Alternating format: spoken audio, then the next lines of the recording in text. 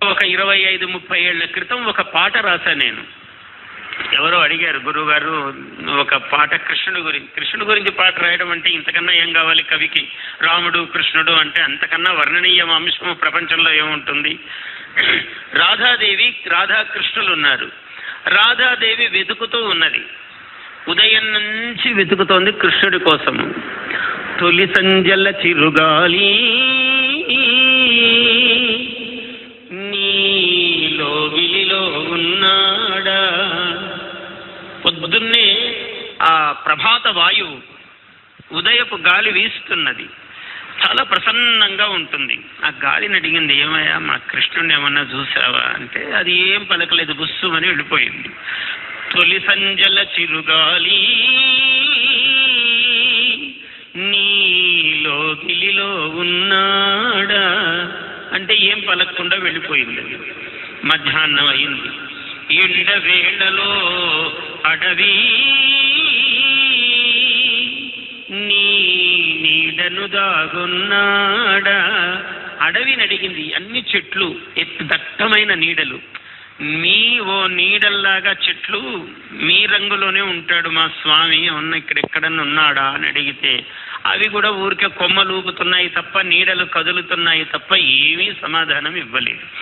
ఎండ వేళలో అడవి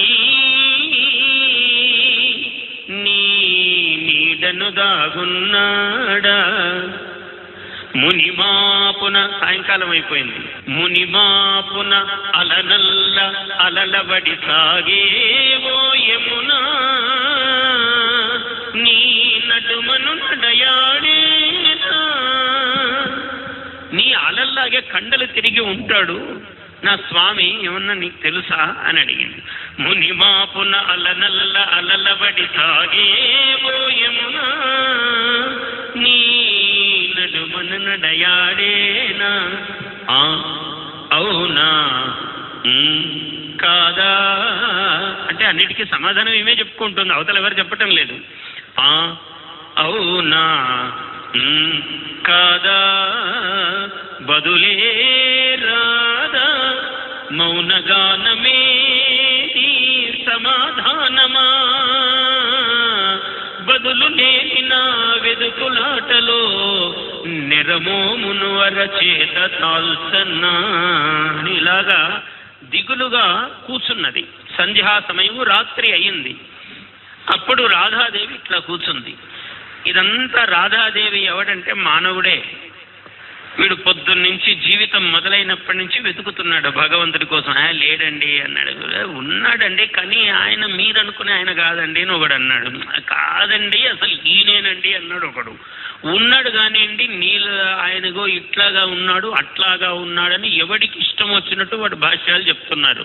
వాడి ఇష్టం వచ్చినట్టు చెప్పడం కాదు, వాళ్ళకి పాపం దర్శనం అయినట్లు వాళ్ళు భాష్యాలు చెప్తున్నారు ప్రపంచంలో.